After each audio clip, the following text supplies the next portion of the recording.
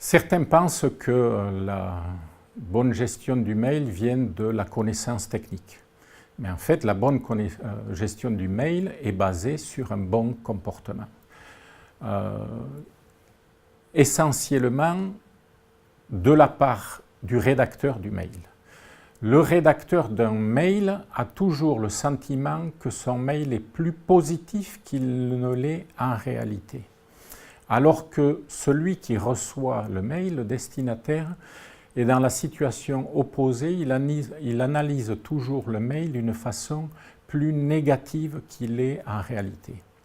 Si on ajoute à cet élément le fait que le mail est un mode de communication assez pauvre, on n'a pas d'éléments du langage non corporel, même les émoticônes ne permettent pas de refléter vraiment les émotions, et en plus, dans le courrier professionnel, on a tendance à ne pas les utiliser. De ce fait, on a un dialogue pauvre qui peut amener très rapidement à une incompréhension dans la communication. Si l'un pense que son mail est positif, alors que l'autre pense qu'il est négatif, on peut vite arriver à une escalade, à un conflit lié à l'incompréhension. Et pour ça, la solution qui est préconisée, c'est celle de l'empathie.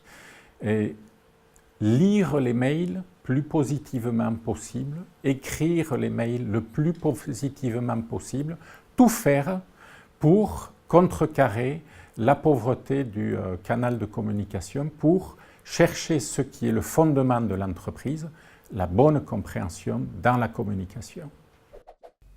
Souvent, les top managers n'ont pas conscience des risques associés aux mails.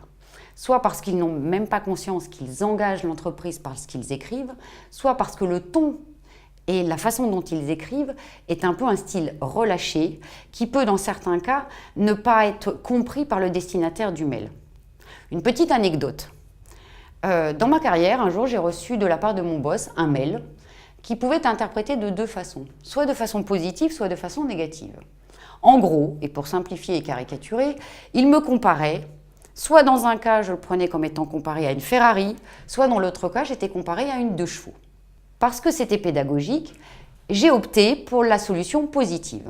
Et donc, lors de mon entretien annuel, je suis arrivée avec le mail qu'il m'avait envoyé.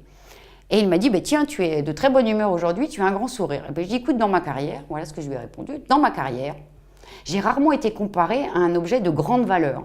Et être comparé à une 2 chevaux, qui est aujourd'hui un véhicule de collection, m'a semblé quand même plus positif que d'être comparé à une Ferrari qui n'a qu'une valeur vénale parce que ça vaut très cher.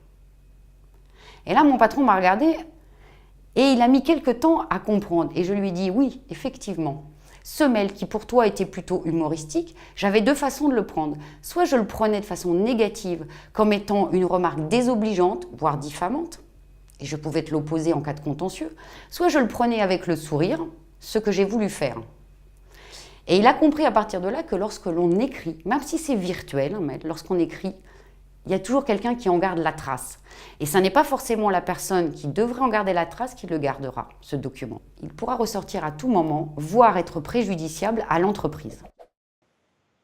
Pour ce qui est donc des échanges de mails de manière plus personnelle et de les garder de manière plus personnelle, c'est plus difficile pour moi parce que j'estime que le mail est très impersonnel. C'est une information que l'on envoie et que l'on échange où on met beaucoup moins de sa personne. Il suffit, l'avantage c'est qu'on peut le recevoir partout, mais on peut l'écrire de n'importe où. Donc on se pose devant un PC n'importe lequel, on écrit une information et on véhicule rien du tout de personnel. Tandis qu'une lettre qu'une personne nous envoie, elle a pris du temps, elle a pris un stylo pour l'écrire, elle est allée à la poste pour la poser. Donc tout ça, c'est du temps pris qui derrière a de la valeur sentimentale. Pour moi, un mail, à part si quelques mails qui pourraient vraiment derrière avoir un message complexe, mais ce seraient des informations, je trouve, beaucoup moins personnelles et donc j'ai beaucoup moins envie de garder un mail qu'une lettre qu'on m'envoie.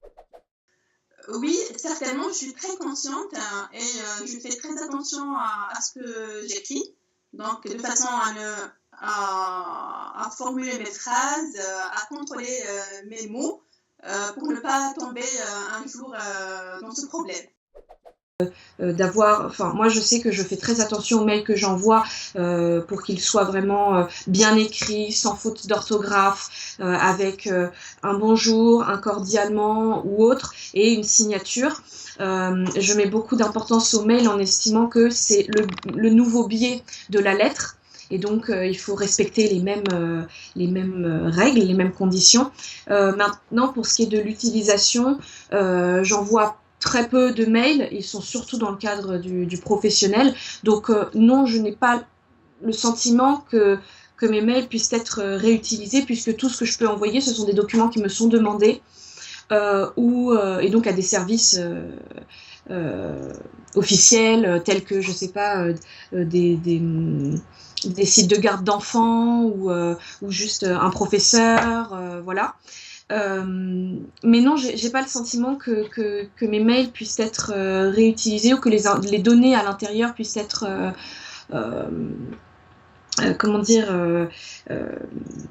puissent me retomber dessus. J'ai pas, non, je fais attention, je ne réponds je ne vais pas envoyer de mail comme ça, créer quelque chose avec ma messagerie. Pour ce qui est de mon premier mail, de ce que je me souviens, c'était un mail de test, donc c'était pour envoyer mes parents qui m'avaient envoyé un mail et que j'ai répondu pour voir si la communication passait bien. Donc jusqu'à là, c'était rien d'exceptionnel.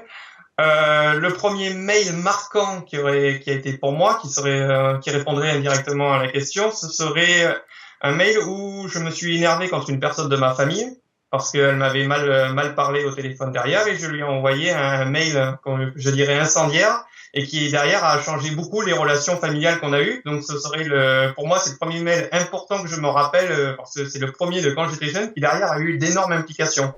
Oui, c'est sûr qu'un email, c'est un engagement, c'est quelque chose d'écrit, de posé, et ça permet d'y revenir plus tard. Il y a même beaucoup de cas où on a un appel téléphonique, par exemple, on échange, et ensuite on revient avec les mêmes informations par mail pour pouvoir justement avoir une trace écrite de ce qui s'est passé.